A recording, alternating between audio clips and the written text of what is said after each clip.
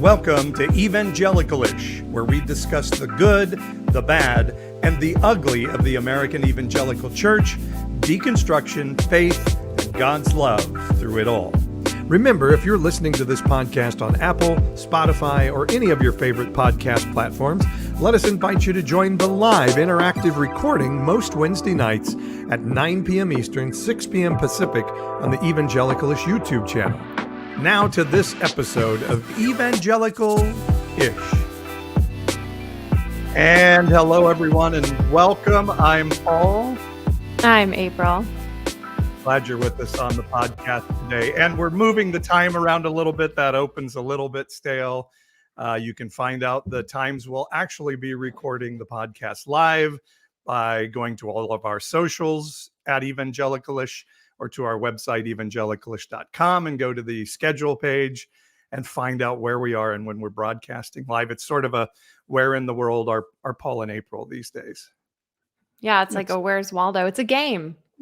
Can you catch the live this week? You find us live, but it's very helpful to be able to move it around for our guests and for us. And so thank you all for indulging us as we continue to make this work. And so evangelicalish.com is our website. And if you like what we do, want to support, you can go there and do that. And we're going to have fun talking conspiracy theories today. Take off that tinfoil hat.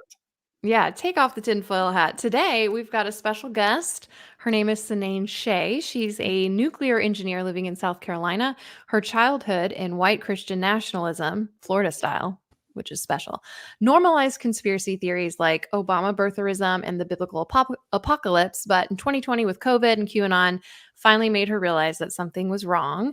Now she's writing a book called Taking Off the Tinfoil Hat, How Lizard People and Space Lasers Dismantled My Christian Worldview. It's how she processed the deconstruction of her fundamentalist evangelicalism and her propagandistic, that is a word, patriotism. Losing loved ones to the pandemic was a tragedy, but losing loved ones to the rabbit hole was its own tragedy, and Cynane needed to understand the why. So from flat Earth, from flat Earth to the IBLP cult to Jewish space lasers, she pulled the thread, cracked her faith, and found the inseparable link between cults, conspiracy theories, and American White Christian Nationalism. You can follow her on her website, takingoffthetinfoilhat.com, but she's here with us right now. Welcome, Cynane. Hi, thank you so much for having me. I'm very excited to be here. Is Florida White Christian Nationalism a different brand than the rest of the country? I mean, Texas is giving us a run for our money, but, we've got the bath salts. So, yeah. Yeah, I used to go to... Sorry, April. I used to go to these conferences and they would say, who's here from another country? They would be out, the event would be out here in California, and they would say, who's here from Europe? Who's here from, and then they would always end with, and who's here from Texas? And the Texans would all stand up and scream and squeal, because they considered themselves a separate country. Yeah. Texas has the pride going. As a Texan, born and raised myself, I think we were Texan first, American second, in many ways, because we could always secede. We had that option because we were a republic first, and we like to remind everybody of that fact. But Florida is I also lived in Florida for 4 years, and there's the whole game Florida Man for a reason. Like, you type in Florida Man and your birth date, and you just see what pops up, and it's always just some insane headline. Yeah, it's not my birthday Florida Man, but probably my favorite one is the guy who tried to rob a Wendy's through the drive-through by chucking a gator into the window. Oh my gosh. Yeah. Chucking a gator. I do like to remind everybody, the flag of California literally says California Republic. It was a country of its own for a short time, but that doesn't get in the way of Texans' self-belief. So we're sounds like something a Californian would say. Of course, as we'd like to say in the South. Absolutely. So, Cynane, tell us a little bit briefly. I mean, I kind of said it in your bio, but how you were raised, and then we have a video we're going to open with, and we'll jump into all the fun conspiracies. Okay. Yeah, so I'm from a small-ish town in Florida, like 16,000 people. Like I remember when they built the mall and like when we got an Olive Garden, and I went to a private Christian school for elementary and middle school, and that was like attached to a non-denominational church. And then we went to another non-denominational church for like actual church. And then I went to like youth group in middle and high school at an actual Southern Baptist church. And we were raised in a bubble. You know, we were not allowed to be friends with anybody who wasn't a Christian. I don't think that I ever met anybody who was a Democrat. Or a demon rat, depending on the day. Yeah.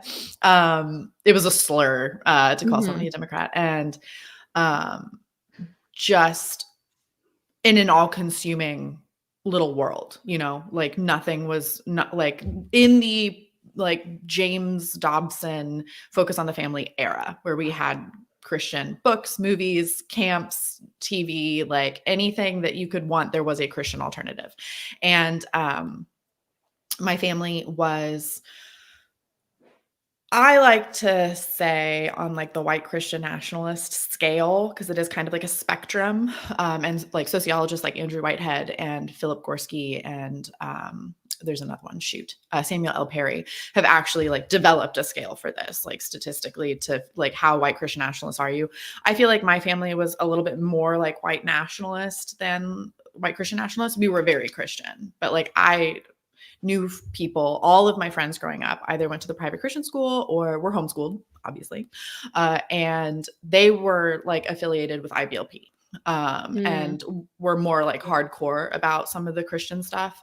And I think that like that's also like how a lot of these groups get away with a lot of things, because there's always somebody who's more extreme that you can point to and just be like, oh, well, we're not like that. So we were pretty extreme all around. But so I never went to any like IBLP camps or used the IBLP homeschool curriculum, but like all of my friends were going to those summer camps and things. And then those were the parents who were teaching at the school and doing our Bible studies. And so like the hyper patriarchy purity culture like was in the milieu of my youth. Can I jump in just in case our audience probably knows, but just in case they don't, explain IBLP real quick? And it was the Shiny Happy People documentary, right? Oh yeah. If you haven't seen the Shiny Happy People documentary on Amazon Prime, incredible. And it was a cult, an honest to goodness cult run by Reverend Bill Gothard, who was a total creep. And his whole shtick was that you should have as many children as God will bless you with. Hence 19 Kids and Counting, the like wildly popular like early 2000s TLC show where they had 19 plus children. They were adherents to IBLP's like basic life seminar plan. And he ran a bunch of like summer camps and had a homeschooling curriculum and had like a whole like network of ministries, prison ministries, international ministries, like all of this stuff. And a lot of the girls specifically that I grew up with would go to these summer camps where I was invited when I was 12 by my best friend, who we will call Kathy, who she was going, and then like 6 other girls that I knew were going. And I'm like from a small town, so this is like everybody that I know. And she invited me and she said, you get to learn how to cook and clean and sew. And I was like, nice. Okay, I like cooking and sewing. These are good things to know how to do. But the deal breaker for me was that you had to wear floor length skirts. And I do not like to be told what to wear, even at 12 years old. And also I'm from Florida. So I just imagine that the entire world is 105 degrees at all times. And I was like, do you want me to die? Even though it was probably in like, I don't know, Minnesota or something. And I made fun of her for going to wife camp. And that's essentially what it is. Yeah. And my mom, I remember asked if I wanted to go because all of my friends were going. And I said, no, not really. And all she said was, okay, good. Like we were not involved directly with like IBLP stuff. All right. And that was the other thing too, is that like my mother was a firefighter, which is not typical in hyper-patriarchal like culture for women to be in a non-gender typical role. And so that was like I did not realize at the time, but in hindsight, I have realized like how significant of an influence that was, and a difference in the messaging that we got at home was. I was encouraged to do well in school and to go as far as I could, and not just to find my husband, although like that was also taught, like God will send you your one perfect, true Jesus husband. But through all of this, there was a lot of rapture talk, a lot of rapture anxiety for me. Lose my mom at the grocery store, and I'm like listening for trumpets. So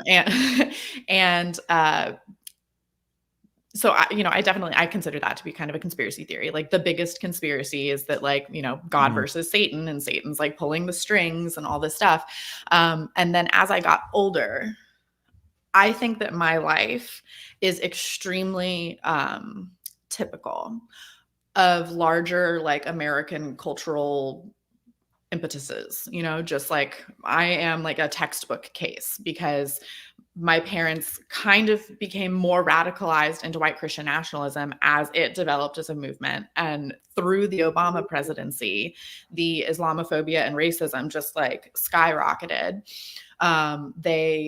We might have always had guns. I don't know when I was really little, but like through the Obama presidency, when I was in like high school, we got like lockers of guns, like more guns, like became borderline doomsday preppers, like at one point I found a 5-gallon bucket of corn seed in my mom's like walk-in pantry, and we're not farmers. Okay.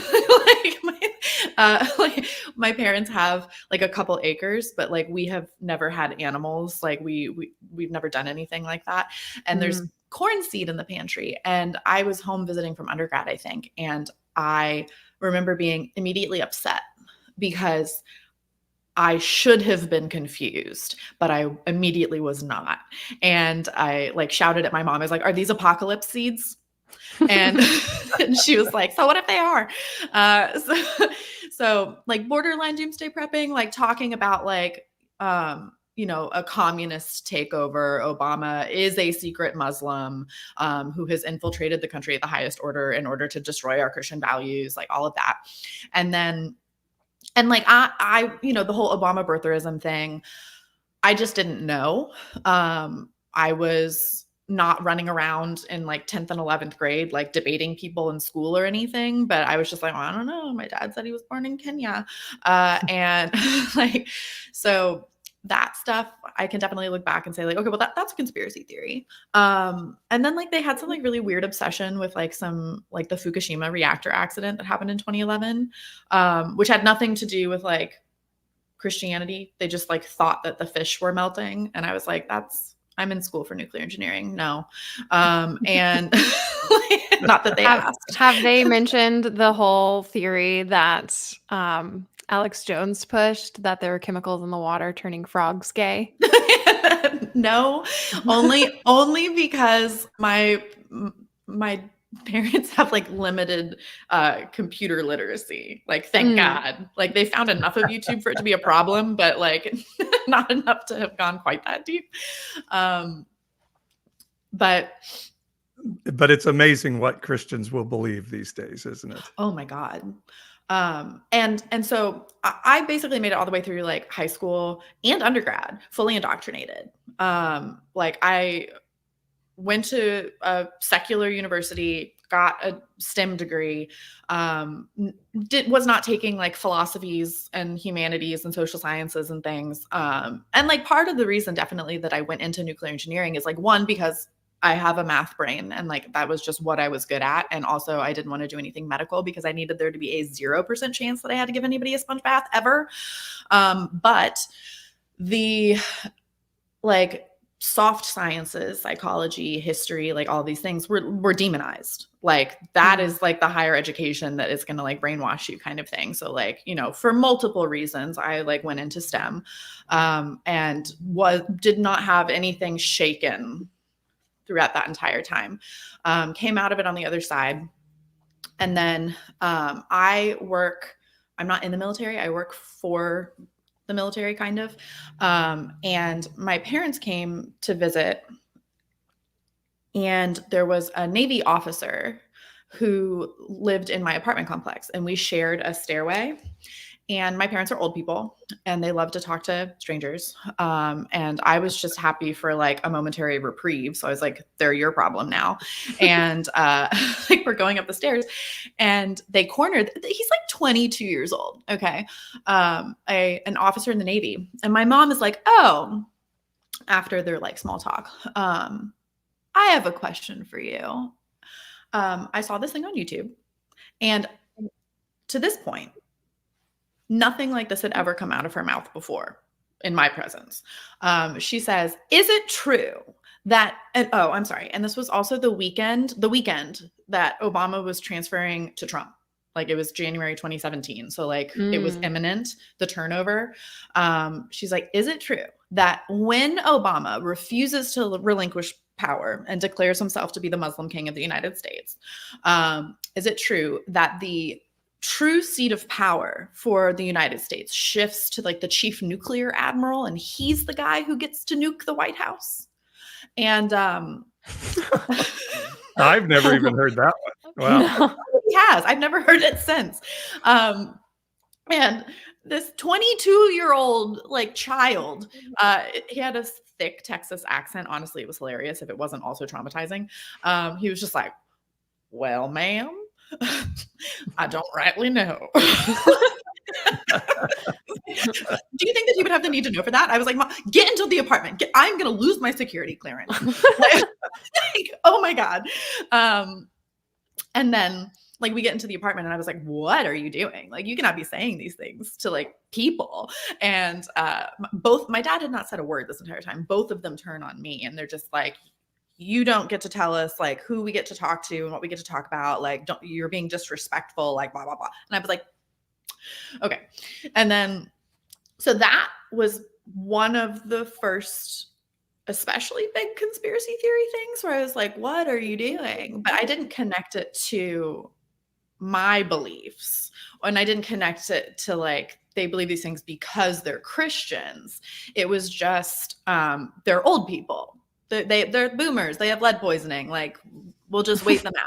And moved on until 2020 and the pandemic. And I was still fully a Bible believing, biblical inerrancy, like evangelical, like believed it all. Like I was the good kid. I was the goody goody. Like I wasn't just like straight A's in school. I was also like by the rules for like everything that I had ever been taught. And when the pandemic happened, the first time that I really figured out that something was really, really wrong was when Kathy came to visit. And she had been planning on going from Florida to North Carolina. And this was your friend, right? This was my best friend. Okay. My best friend. We had met when we were like 12. We had like the same birthday, like literally my best friend. And then like literally a week after her visit, my now husband proposed. And so she was also we didn't do best man, maid of honor, but she was the unofficial maid of honor for our wedding. So best friend. She had been planning to like drive through and come visit us for months, like for 6 months she had asked. And it was July in the pandemic, the first year of the pandemic. And I told her, I was like, I'm an essential worker. I'm still going into work in like tight confines with like a lot of people. If you need a free place to stay, you're still welcome to stay with us. But like, please understand that there's an element of risk here. And then also, When people normally come to visit, we do the whole tourist thing. We go to the restaurants, we see the stuff. And I was like, obviously we're not going to be able to do that because of the panorama. And she was like, yeah, okay, fine. She comes and she stays, and she gets out of the car. And the very first thing that she says when she gets out of the car is like, oh, do I need a face mask? And I was like for the whole weekend. And I was like, yes. She's like, oh, haha, this is the first time I've worn a face mask. We don't wear them in Florida. And I was like, I'm pretty sure you do. And also it's July, bitch. And so she comes inside, and then like the whole weekend is just really, really weird. She is basically making fun of us, not well, for taking the pandemic seriously, and is like annoyed that we're like not going places and like doing things. And then, I mean, she was there for like 2 or 3 days. And then her other best friend. So when I was an undergrad, she was teaching English in Taiwan through an IBLP program. Like they lived in sort of a commune situation, like mutual living space. And then they taught English at like local schools or something. I don't know, but it was affiliated with IBLP. And her best friend from this IBLP camp was this girl who lived in California, who was losing her mind on social media. And this was kind of the first person that I had seen do this. She was like posting a bunch of stuff to Instagram about patriotism and the rapture's imminent, and there's going to be a communist wave, and like a bunch of weird stuff about like child sex trafficking, and also like how face masks were slavery and face masks were child abuse. And like, I had never seen anything this crazy in my life. And so I'm talking to Kathy, and Kathy's like, oh, like you don't believe in any conspiracy theories? And I was like, what is that supposed to mean? Like, was there a second shooter? Like, I don't know. And the next day she left. And this was the point that basically like ruined my life. She sends me a voice message that she was like, oh, because we had been talking about conspiracy theories the other day, I thought you would think this is interesting. My best friend who goes to this church back home thinks that when the COVID vaccine comes out, it's going to be full of secret metal, and that the metal in your blood is going to interact with 5G radiation to control your mind, to either force you to vote Democrat or to kill you. She's not sure which one. And at first I thought like, oh, that's so funny. Like your friend found this like crazy thing on the internet. That's so wild, like whatever. And she's like, no. She believes this. And then I was like, you need to question all of your life choices for tolerating the existence of this person, let alone being friends with them. And if anybody other than me that you know says the word radiation to you, you need to slap them and walk away. And then I called her friend a smooth brain. And this bitch had the audacity to be offended by that. And I was like, you don't get to tell me that 5G radiation is going to control my mind and expect me not to react with violence. We have met. And so at this point, I was like, something is wrong, because Kathy's not a boomer. Kathy and I have the same birthday. We are the same age. We grew up together. We are best friends. And like, she is losing it.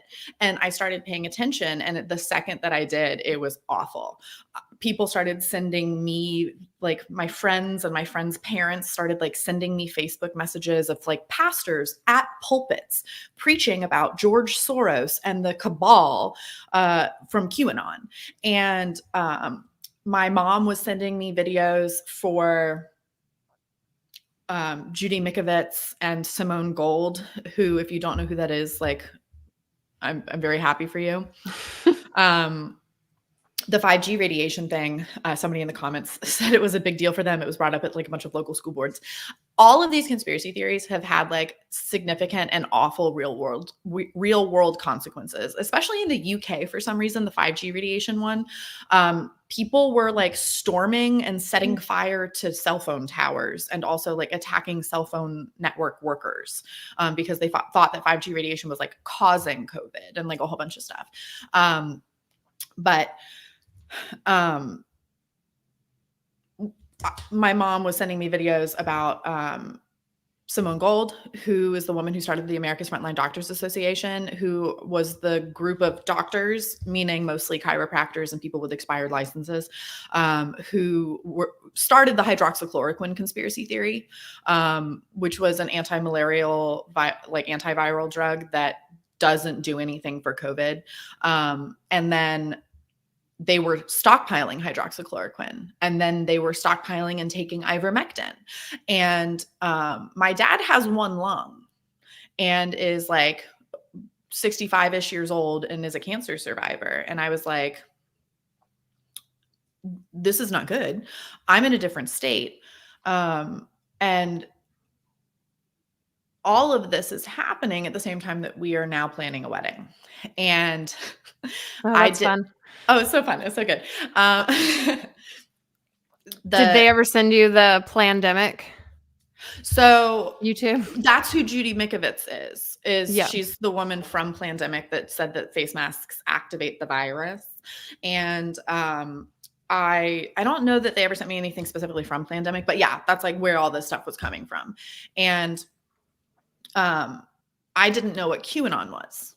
So it wasn't for a couple months until I found some videos explaining like what QAnon is. And I was like, oh my God, this is what this is. And so I went to everybody in my life, like my parents, my brother, Kathy, my other bridesmaids. And I was like, oh, this is what QAnon is. Like, let me explain this to you. This is why the California girl is talking about like child sex trafficking and like all of this stuff. And I tried to talk to Kathy about this. And Kathy's response was, I can't believe you don't believe in child sex trafficking. I've been to Cambodia. And I was like, literally did not say that. It is a very real and serious issue that does exist. Also, this is a text conversation, so you can just like reread what I wrote. And my other bridesmaids were not as hard-pilled as Kathy was. Like the girls from my hometown, they had been hearing some of this stuff and they were just kind of scared and confused and like didn't know like what was true and what wasn't. One of them believed in the Wayfair shipping conspiracy theory. And if I mention something that like you guys are not familiar with, can you like, explain the Wayfair shipping conspiracy theory? Okay. Okay. So this is actually like really important and awful. And I think everybody just needs to know about it and live in the hellhole that my brain exists in. The Wayfair shipping conspiracy theory started in the summer of 2020. Let me back up. So QAnon started in October of 2017. So all the way back at the very beginning of the Trump presidency. And it started on a website called 4chan. Within a month, moved to this grosser website called 8chan. And then it basically had a couple influencers who tried to soft pill people. So when you're talking about like hard pilling QAnon, you're talking about like there are rings of like hundreds of thousands of mole children who are being trafficked to extract adrenochrome from their blood. And the cabal is doing this, a globalist elites and like every Democrat. And the only person who's fighting the satanic cabal is Donald Trump. And in like 2019, there were 3 racially motivated mass shootings that were connected to the 8chan website. The Christchurch shooting in New Zealand, El Paso Walmart shooting in, I want to say Texas, and then like a synagogue shooting in California. And so the 8chan website got taken off the internet because of these mass shootings. And then all in that time period, certain QAnon influencers took QAnon from these like essentially dark web, like nerd websites and tried to put them onto Reddit and YouTube. And then in the summer of 2020, 3 things kind of happened at the same time. One of them was COVID. So like the first thing was COVID, which massively soft pilled everybody because they're just like, oh, is that really what's going on? Like, why is there this pandemic? And then in the end of 2020, you had the voter fraud conspiracy theory, which massively like was another huge like soft pill movement to get people into these like conspiratorial mindsets. And in between that, what I think most people ignore is the pastel QAnon movement. The summer of 2020, these QAnon influencers purposefully stole the hashtag Save the Children hashtag. Save the Children is a legitimate organization that has been around for a very long time. They stole this hashtag, attached it to a bunch of child trafficking misinformation, and then attached to QAnon, trying to get people to soft pill them, to get them to go down the rabbit hole themselves. Released this at the same time that BLM was at its height. So you had a bunch of like Christian and Mormon mommy bloggers who wanted to feel like the moral crusaders, looking at all the BLM movements, and like civil rights and racial justice movements, but couldn't partake in that because of racism. And so they were like, you know what's more important than racial justice? Child sex trafficking. And so they took this misinformation, launched it onto their already very well established like mommy blogger social media accounts, and then hence pastel QAnon, because now everything's all flowery and like, but it's lies.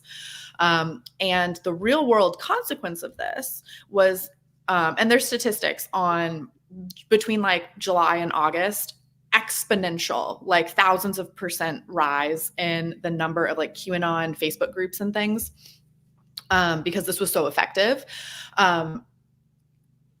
Groups like KidSafe, the like National Trafficking Hotline, Save the Children, law enforcement agencies, all had to come out in the summer of 2020 with these official statements begging people to stop promoting the pastel QAnon misinformation. Their hotlines were being flooded with like conspiracy theories so that they couldn't do their job and help real people.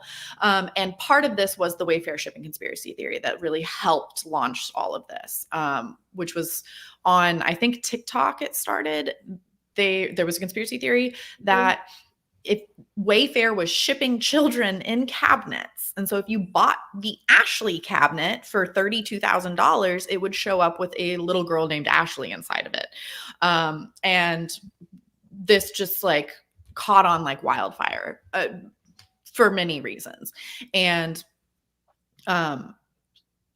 it's no coincidence then, and which is why I say that like my life is just like very typical of everything, that this is exactly when it hit me, because the mainstreaming of the QAnon conspiracy theories and things that happened with pastel QAnon in the summer of 2020 is exactly when this stuff affected my life. And then when I started to see everybody posting all of this misinformation.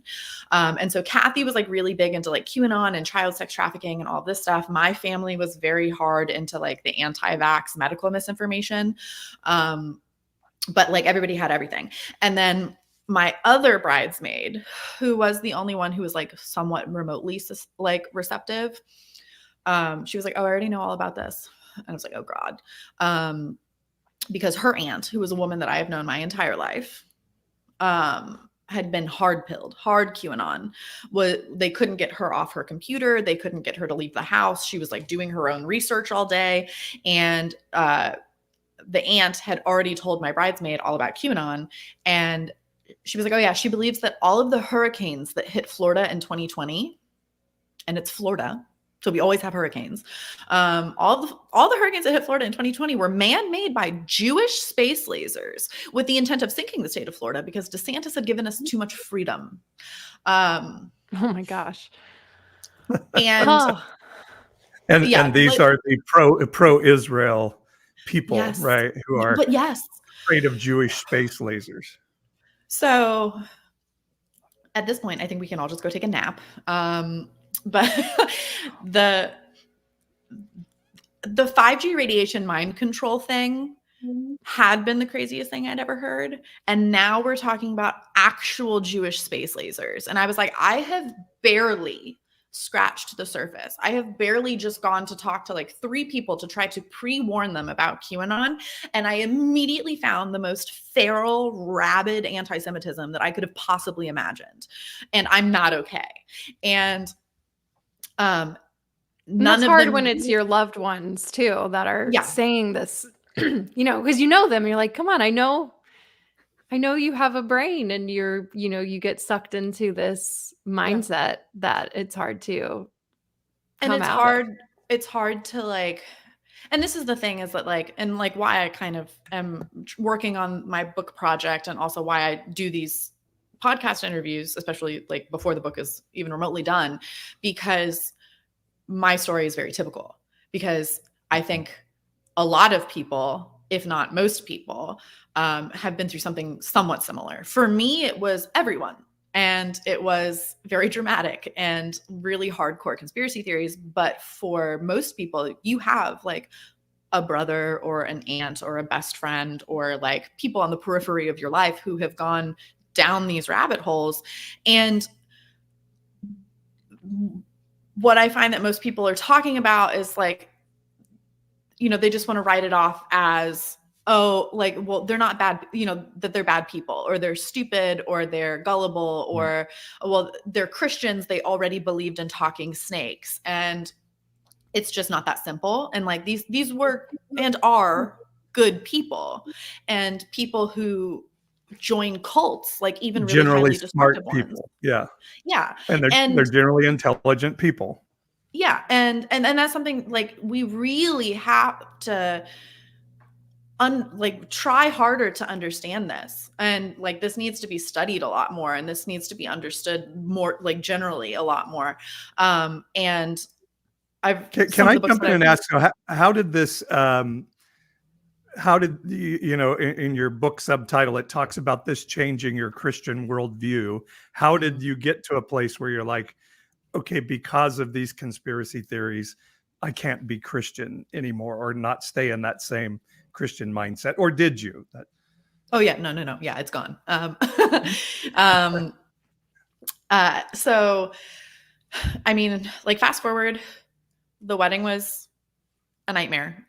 Instead of like worrying about like the color of the napkins and like which spoons we're using, I'm worried that my mom is going to start talking to my in-laws about Jewish space lasers and things. Right. So, and also like, the pandemic and stuff. And so I had to uninvite Kathy for my wedding. Like my best friend, I was just like, please don't show up. She was very gracious about it. And she was like, yeah. And then I basically just had to make it through the wedding, which was like really unfortunate that this like all happened at the same time. And it was like a complicating factor. And I was just trying to be like, I must not understand. I have to be wrong. I trying not to overreact and just make it through the wedding. Don't burn every bridge. I burnt the bridge with Kathy, like, fuck you. But like all the other bridges, I was like, I must not know what's going on. And then immediately after the wedding, I had just enough space. The wedding was in October. And then we went to visit my husband's family for Christmas. And his poor sister had this gorgeous new house. And like, it was baby's first Christmas. They just had a new kid, like their first kid. And I'm having a full-blown existential crisis. I deconstructed on December 24th, 2021, very specifically, in like one very specific moment. And I received 2 text messages from people unrelated, almost verbatim the same text message. One was a friend from work, one was a friend from undergrad, and they were like, help, I'm home for Christmas. My dad is saying some crazy QAnon stuff. What do I do? And because they knew that I knew a lot about QAnon. And I was like, I can tell you what's happening and like what they believe, but I can't help you. Like, I don't know, because I've been unsuccessful for 2 years.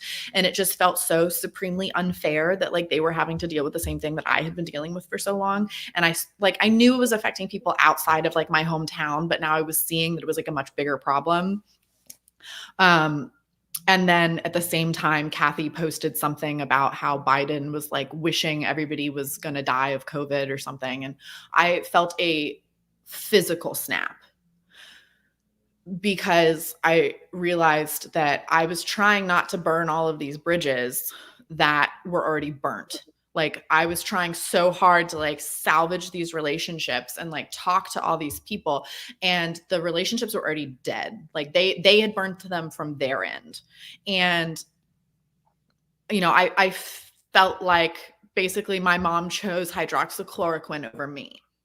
And I like very bluntly, and maybe that's part of the problem, I was like too blunt, but like begging them, like, please, like, don't do this. Like, you know, I don't know. So I realized that it's not just that, and the statistics on this again are overwhelming, that white evangelicals fell for these conspiracy theories. It's not just like, oh, it was my family or my town. The sociologists that I mentioned earlier, Taking America Back for God, The Flag and the Cross, Andrew Whitehead, Philip Gorski, Samuel L. Perry, they did recent studies, like post 2020 studies, about how likely, like how white Christian nationalist you are, and how likely you are to distrust vaccines, how likely you are to, believe in some sort of like communist wave overtaking the United States, and like all these conspiracy theories. And there was a linear relationship. So like, you are more likely to believe these conspiracy theories if you are a Christian. And I finally got to the point of, they believe these things because they're Christians. There's something wrong with the base of my belief system. I am a part of this. And if they can be wrong about Jewish space lasers, what else can they be wrong about? And the answer is everything, turns out. But so that started a year-long kind of like trying to get my feet under me situation, which I think is very, what I've read is very typical for people who deconstruct. And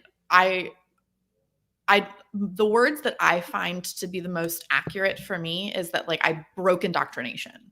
And it felt like a breaking. And in the back of, I want to say, Linda K. Klein's book, Pure, incredible book. She very poetically and very accurately describes this as kind of like, you don't just lose the ground from under your feet, you lose your sense of gravity. And you have to rebuild an entire worldview, but also like dig out all of the trash of your old worldview and figure out like what is true and what isn't true. And I didn't have the language. I didn't have deconstruction or ex-evangelical or any of this. So at first it's just like very isolating, very alone. And then I can actually remember where I was the first time I saw one of April's videos on TikTok. And honestly, I think that it was one of your videos that was like the very first thing where I was like, oh shit. Because it was one of your videos where you were pretending to be a girl in like Bible college and like talking about like dating in like Bible college, and like he told me that I'm his wife and like whatever.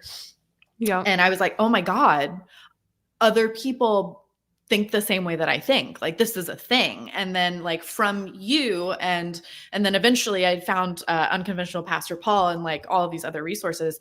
I was able to put a language to it and then find books and find resources. So something as like stupid as like comedy TikToks, like gave me the hint of the end of a rope that I could like, pull. And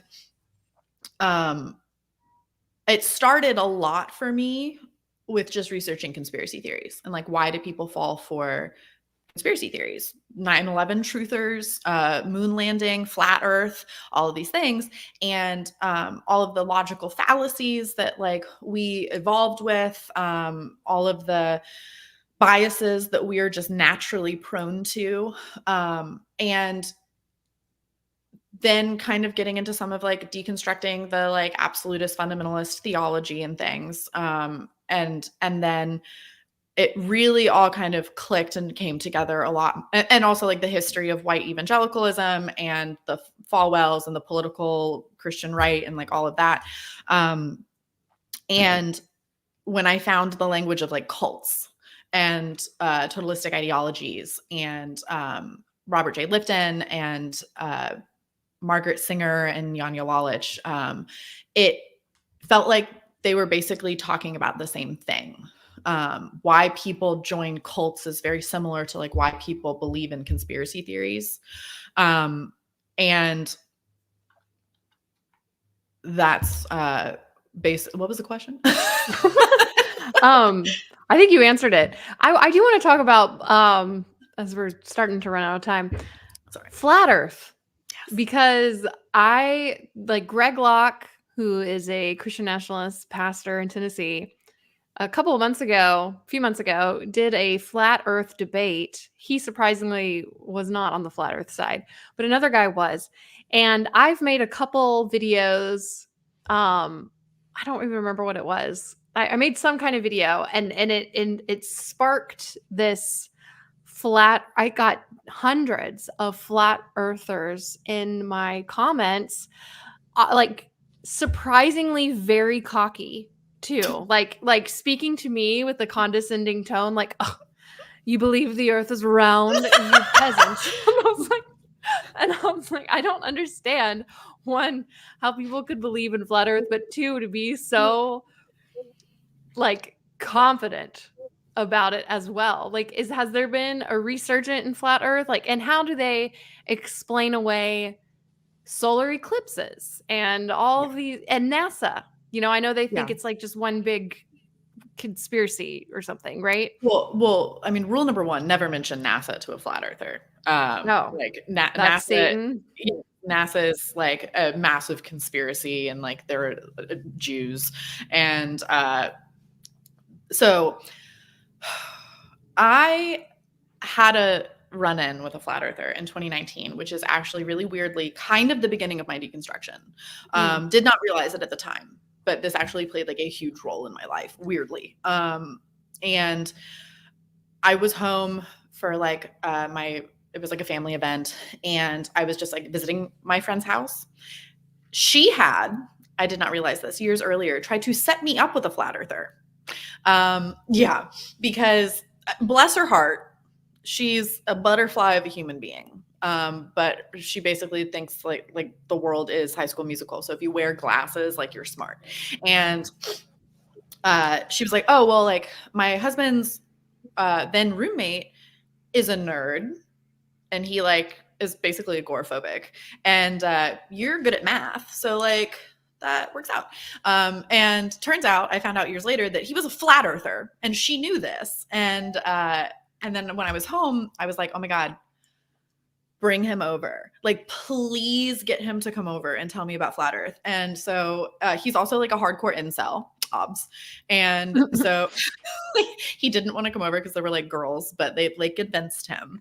And then he showed up with textbooks and maps and notebooks and all sorts of like gave us a 2-hour-long dissertation on the flat earth, and one of the greatest nights of my life. And and he told us about like, so, and then I looked this up after the fact. And the history of flat earth actually started in, I want to say like the 1800s, 1850s, with a guy named Samuel B. Rowbotham in England, who was a failed literal snake oil salesman. He was selling like miracle medical Sprite. And he also tried to start an Owenite commune that also failed. And then he started this whole flat earth thing. He was in a really straight ditch, and he could see ice skaters because it was winter, like really far away. And so he thought the earth can't be round because like the curvature should hide that. And so he started lecturing and like writing books, and he called it Zetetic Astronomy. And he filled stadiums, or whatever the equivalent of 1850 stadiums were, and started this huge movement and had like benefactors and this whole thing. And then it kind of died out until the 100 years later, it got picked up again in the United States. And the invention of the internet like really blew it up again. And they believe there's all sorts of different beliefs to this. If you've ever spent any time on a flat earth forum, like they basically spend the whole time fighting about and arguing about like all their different ideas, but like the earth is flat and the edge of it is surrounded by like ice walls. Think like Game of Thrones. And on the other side of the ice walls, there's either like an infinite ocean. So it takes on sort of this like spiritual like idea. It's just like infinity. Or it's like an infinite frozen wasteland. Or what our flat earther believed was that there were just more countries on the other side of the wall. And I asked him, like, why? Why do we have this? Like, why is this evil cabal trying to hide the fact that the earth is flat from us. And his whole idea was that we are enslaving the people outside the ice wall. And so our countries just don't want us to know that that's where we're stealing our resources from. So really, it was basically like for a humanitarian crisis kind of situation. Alternatively, the Nazis retreated from World War II to hide inside of the ice wall, and they are like leaking high technology out to the real world.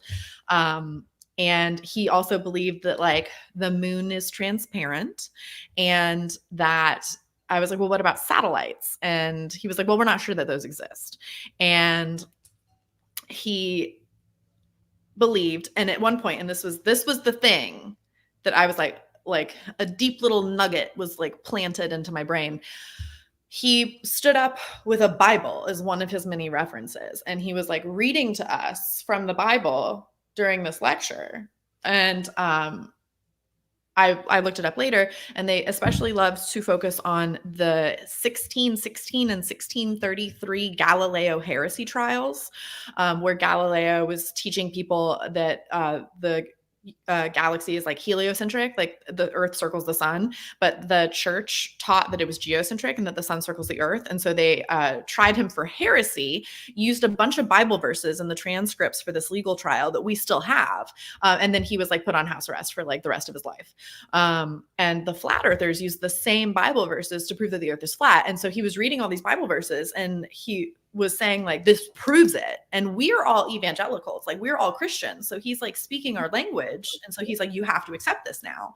And I was like, the problem is that his logic tracks with a lot of the rest of the stuff that we were taught, like with biblical inerrancy. Like there is an argument for flat earth in the Bible. Like, as much as there is an argument for a lot of the other stuff that we were taught, like creationism and a literal biblical flood. And so I just kind of like put that away for a long time. And then when all the rest of this conspiracy theory stuff started popping up, that was one of the first things that kind of connected, that like biblical inerrancy is, and like young earth creationism and all these other beliefs are literally no more insane or less insane than flat earth. If flat earth is insane, and it is, then the rest of it just kind of unravels as well. But yeah. That's so wild that I still can't get over that there are people that won't believe a lot of this stuff, but especially flat earth, because that's my biggest issue with flat earth, is that like, I understand the reasons you believe that the earth is flat, but I want to know why. And I've never heard a good enough reason for the why that many people would go in on this lie. Because you'd have to have so many people, every single world leader at like involved. And airplane pilots. Yeah. Yeah. It's like too big for what? Yeah. But anyway. Well, and at a certain point, it just becomes more about, and this is something that's like Rob Brotherton's book, Suspicious Minds, talks a lot about the fallacies and things that people believe conspiracy theories for. That one, they're not stupid people. And in fact, often for them to make the conspiracy theories work, this is especially for flat earth, they do a lot of research. And they gather a lot of knowledge and information, and not all of it is completely useless. Like some of it is valid, but like view it through this like extreme hardcore bias of like proving the base truth that they already know, that the earth is flat. And a lot of it is not necessarily that they're too gullible, but kind of the opposite, that they, the base fallacy is that they distrust. It's not overtrusting, it's that they distrust the conventional information environment. And then that just opens the door to like basically anything. And what I think that we're seeing with what's happened in 2020. And I don't know if there are any statistics on like the flat earth stuff, because it's really hard to track some of this, but I would be willing to bet that since 2020, the number of people who are flat earthers has like definitely increased. That would be interesting to find out. But yeah, because I think in like when you grow up evangelical, Mhm. you're like built into the belief system is this idea of us versus them. And this idea that, you know, in the world, not of it, because the world's going to hate you just like they hated Jesus. And so you already are trained to view the world as almost something you can't trust. And almost it's like this minefield of like it's out to get you at all Yes. times. So to be hyper aware. And so when another belief comes up that's like, oh yeah, these people are out to get you too, you're already trained to accept the idea that there's deep-seated, you know, Satanism, that Satan's out there infiltrating all these different groups to try to get Christians. Like, you know, next step is just globalist cabal. It's not, you know, which they would probably argue is just being infiltrated by Satan that led to the cabal, or I don't know.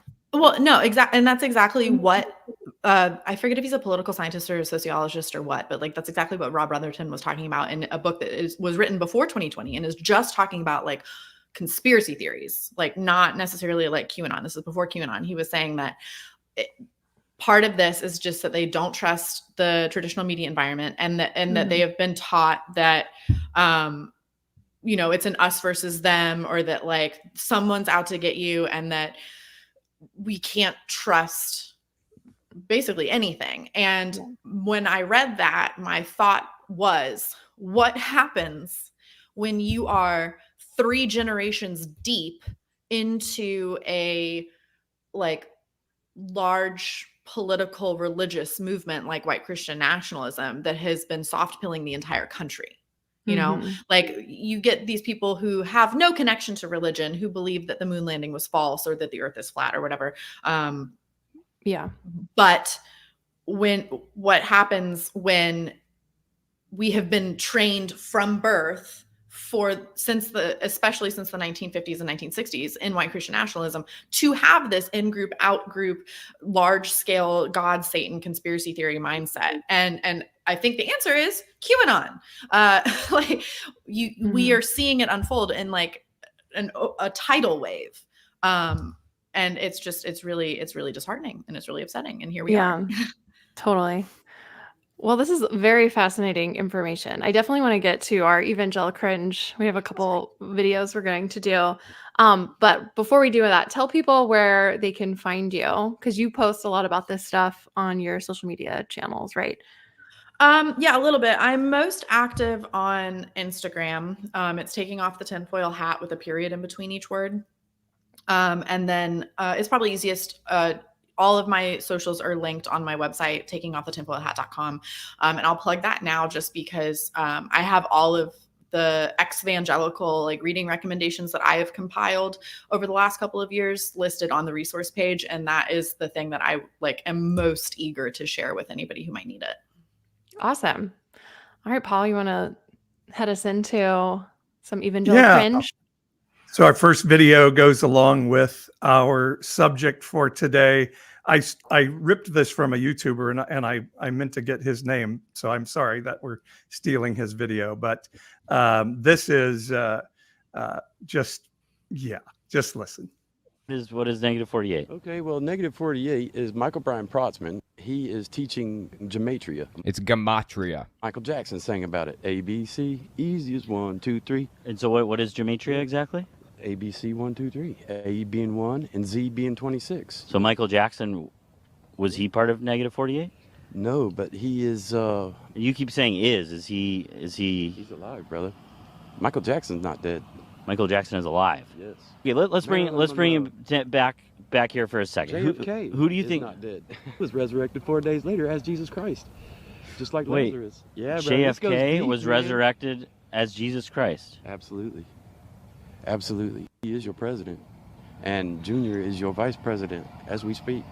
As we speak right now, JFK Sr. is president and JFK Jr. is vice president. Absolutely. Oh my gosh. What is negative 48? What is that belief? Okay. This is, I mean, it's hilarious if it wasn't like tragic. Yeah. But Negative 48, I think he just said his name, Michael Protzman, something like that. QAnon is not necessarily like a cult. Depending on how you define the word. And a lot of people define it very differently, but traditionally you're talking about a central charismatic figure, a transcendent belief system, a system of control, and a system of influence. And when you think of like white Christian nationalism or QAnon, like they don't exactly fit that because you don't have like the central charismatic figure, but QAnon has spun off several actual like centralized destructive cults, one of which is the Negative 48 cult. Michael Protzman had this like very large social media following of like over 100,000 people, where he was doing gematria, which is an ancient Jewish practice of equating like letters to numbers. So, and I don't know like a ton about this, but I think that like if you go to like a bar mitzvah or a bat mitzvah, it's common for aunts and uncles to give you like $26 or something. It's like a very specific number because the letters in the words L'chaim add up to 26, whatever it is. So evil, EVIL, if you like E's 5, V is whatever, you add all that up, is 48. So his online name is Negative 48 because he's negative evil. And he started in like actual cult where I forget what year it was, October of 2021, 2022, 2021. He invited his followers to Dallas, Texas. Maybe it was November because it was for the resurrection of JFK Jr. Yeah, JFK Jr. No. The resurrection of JFK Sr. Oh, Senior, the real one. The anniversary of his assassination. Right? Yeah. Okay. Okay.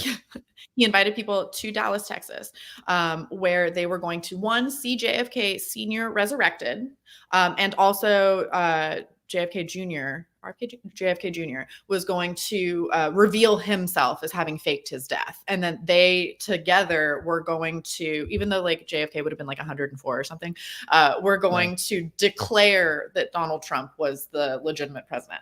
And then when this didn't happen, all of these Negative 48 people were just like running around Dallas harassing homeless people because they think that like every celebrity who has ever died is faking it. And so they'd like find a homeless person and be like, oh my God, this is Michael Jackson. And then they would like take a bunch of pictures with this like poor unhoused person.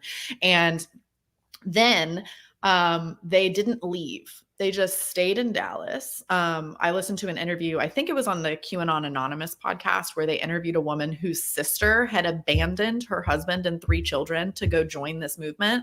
And they were all like holed up in like a Hilton or a Hyatt, living in a hotel, drinking out of a communal bowl of bleach and like draining their bank accounts of like tens of thousands of dollars to give to Michael Protzman, and then like declaring each other to be the ambassador to South Africa and things.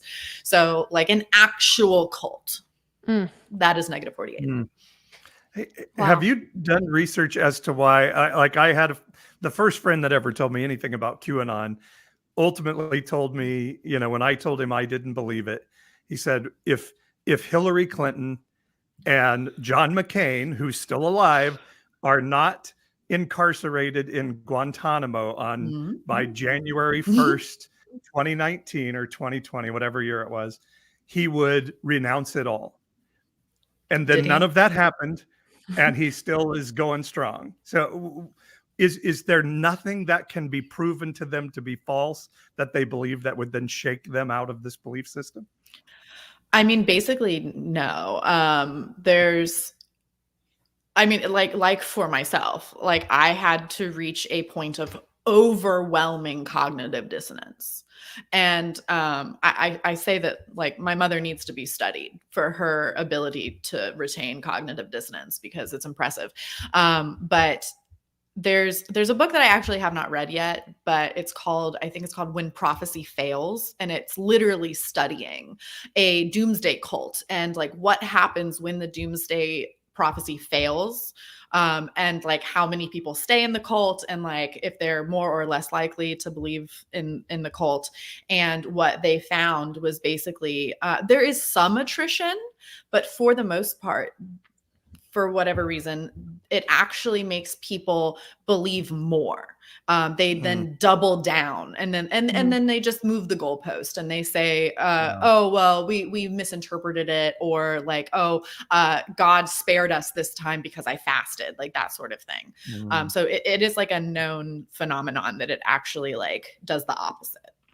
Yeah, you have people like Greg Locke and other people that prophesied that Trump would win in 2020, that doubled down, that said that he actually got the prophecy right because Trump did win, but the Democrats stole it, because Democrats outsmarted God in the prophecy situation. Well, and it's so interesting to watch the Jordan Klepper interviews where it'll be like, Donald Trump is still president. Oh, so Donald Trump is responsible for high gas prices. No, that's Joe Biden.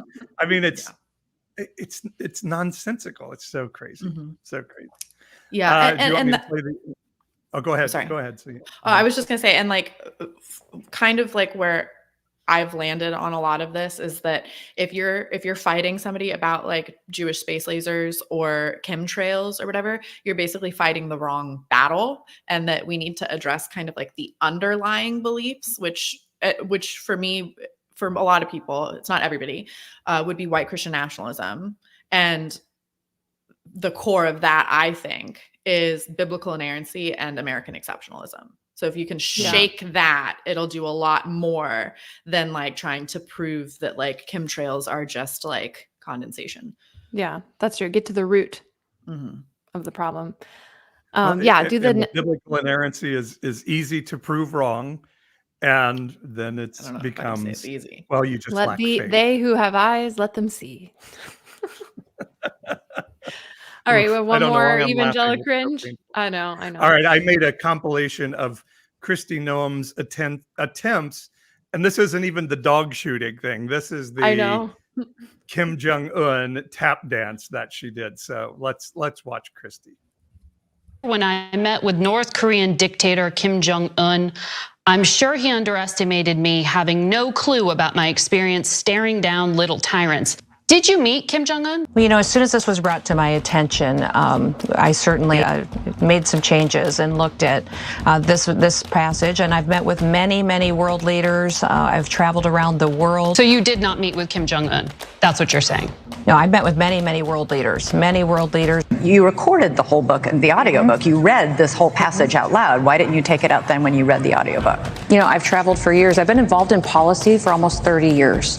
And so I've gone all across the world. I've met with world leaders. So you didn't realize when you recorded the audiobook? When it was brought to my attention, and I asked the publisher if they would remove the name, and they did. I'm not going to talk about my specific meetings with world leaders. I'm just not going to do that. This anecdote shouldn't have been in the book, and as soon as it was brought to my attention, I made sure that was adjusted. In that period of time, the leader of South Korea was a female president. I'm wondering, who is it that you confused Kim Jong-un with? Oh, I think you need to remember, Margaret, and everybody needs to remember that I've worked on ag policy and federal policy for over 30 years. But you didn't answer my question. When you posted pictures and video of yourself recording the audiobook. When you recorded your own audiobook, you didn't notice I'm not going to discuss about my meetings with world leaders. I'm not asking you to. I'm asking you about recording the audio. Did you want to talk about something else today? You made the point to bring him up twice, and that he was a little tyrant. Do you have a question for me, Margaret? Yes, I do. South Korea is a trade ally. North Korea is a nuclear-armed adversary. So that's a pretty big thing to confuse. You didn't catch these errors when you were recording it? Oh, Margaret, as soon as it was brought to my attention, I took action to make sure that it was reflected. And listen, this is what is so discouraging about politics and the media. All right, we'll stop it there, but yikes. That woman, it's funny is I've actually seen conservatives like Matt Walsh that are like, make this woman stop talking. She's making it worse. Like she's got conservative pundits turning on her and being like, what are you doing, lady? I'll be really interested. Sorry, I was going to say they have canceled the rest of her media tour. And I saw a newscast from a South Dakota TV station the other day that says, 30 years ago, because Kristi Noem said she's been involved in policy, international policy, for over 30 years. She was 17 years old 30 years ago. She got elected to a small office in Pierre, South Dakota at the age of 22. So even that's a lie. It's all, Always I pad mean, the numbers. yeah, it's crazy. I'll be interested people- to see if it actually harms her career significantly. Like, you hope, but You would hope, but then look, Donald Trump's yeah. currently in a trial, one of several currently active trials, and he doesn't seem to have lost. Well, she doesn't have supporters. like the cult charisma that Trump has, but I think I did you see I'm sure you did. Like, she like murdered her own dog, but then Yeah. she like came after Biden's dog. She like Yeah. also threatened like other dogs. Like, Oh my gosh, I didn't see her threatening yeah. Joe Biden's She was dog. like, I think she said like say hello to Cricket for me or something. Like, Yeah, oh. it's the end of her book is that she will go after Commander, and Commander say hello to Cricket. So in other words, saying, Why? like, What I is will that? other kill people's Commander dogs. when I get to office. Why? He's a dog. I mean, I guess clearly she doesn't like dogs. Awful. Well, I think we have finally found the line for right wingers, and that's shooting a 14-month-old puppy. Mm. That's the one thing that get them to finally say, "Oh, this is not a good person." Yeah. And like, I imagine not having the wherewithal to know that like maybe I shouldn't tell this story. Maybe I shouldn't write this in a book. So, my wife and I were playing this exercise. So if you had written this book and said you had met Kim Jong-un and it is clear that you hadn't, what would you say? Like, how would you deal with that? Like, she I feel clearly like- thinks she could say, "Oh, media's attacking me," and it's going to work. But I feel like it what would could- work so much better for her. Like if she had a ghostwriter, which I would assume she's either blatantly lying that she wrote this, or she had a ghostwriter and really didn't know it was in there, even though she read her Well, audiobook. and I stopped the video because it goes a little long. But on OAN, the reporter said, "Could it be possible that an editor was a liberal plant and they put this story in there?" And she said, "No, I wrote this and I wrote this book." So Oh. she took that away as even an opportunity. They gave her an out. They were like, please Take it. Oh no. I mean, to me, if we were still in a world that treasured honesty, that you would just have to say, "Hey, sometimes we get to telling stories and we embellish things, and I'm just really embarrassed. I shouldn't have done that. We're taking it out of the book. I have met with a lot of world leaders, and I just got a little bellicose, and it got away from me. And I'm, this is a good lesson for me to learn." But Right. that's just not the world You we can live in always anymore. just apologize. That's always an option. Like if you're gonna lie, just like be better at it too. Like, Yeah, I don't she's know. clearly sidestepping. Yeah, like say She's Cricket dodging caught rabies questions. or something. Like literally anything. Yeah. Like especially as someone who just finished writing a book, I have so much anxiety that I wrote something wrong. Like I edited the crap, me and my editor, out of that thing to make sure that everything I said was factually accurate. And I still have anxiety that I might have missed something. So that the idea that she could miss the Kim Jong-un thing, like my guess is that she wanted it in there because it made her look impressive, and she just hoped people Of wouldn't course. notice. But I, yeah. I don't know how she thought people wouldn't fact check it, but the fact that she read the audiobook and is now trying to say, when it was brought to my attention, like I know. you read the book out loud to yourself with a Yeah. microphone. I mean, in front of you. to be the most charitable, I could imagine, because when you read an audiobook, you're in the studio for hours and hours and hours. So maybe, she kind of, her brain had checked out and she was just reading, like kind of mindless activity. That's being super charitable. And I'm not trying to give her an out, but like literally she could say that, like why doesn't she just say that? When you're in a studio, sometimes it's hard, you don't really pay attention to what you're reading because you're just why there's so many ways that she could respond that are better than how she is responding without actually admitting that she lied. Yeah. You read the audiobook. Oh, well, I'm not going to talk about my meetings with world leaders. You wrote about meeting world leaders in your fucking book. Come on. Yeah, but that's different. She won't talk about it. She just writes about it. I got So. you. I got They you. think they can Trump their way out of like every situation now. He's proven that you can. So Yeah. Oh my gosh. Well, I don't think everybody gives that leeway to everybody else other than Trump, though. So he may be the only one that can truly hopefully. just double, triple, quadruple down on That it. is the one silver lining, is that I don't see a Trump replacement. So, and he is older. Yet. No, knock on wood. Yeah, but not currently. So, and I looking at the who's in the Republican Party right now, I don't see anyone that hopefully, knock on wood, could take his place. So, well, the good news is I thought Ron DeSantis was going to be a smarter Trump, but he and he's that is not the case. Yeah, thank same. God he's a bumbling oaf just like the rest of them. Like, I still love Trump's nickname for him, Meatball Ron. Oh no. Putting I love them fingers. all. Putting fingers, Ron. Did he say that one too? I don't know if Trump did, but that was like very like there was like a rumor that like Ron DeSantis had eaten a pudding cup like with his fingers, and like never has such an inane little like factoid like so destroyed somebody's political career before, and I think it's hilarious. Oh my gosh. Oh, by the way, the other thing the San Diego story said about Kristi Noem is she said she knew how to deal with tyrants because she had been a children's pastor. She wasn't a children's pastor. Like, she lied about that too. Oh my gosh. Is anything true in her book? Honestly, she should be like, I also lied about killing my dog. I know. This is actually a fiction book, y'all. That's what she could have just said that she had story kids. About Kim Jong-un and the dead dog. Yeah.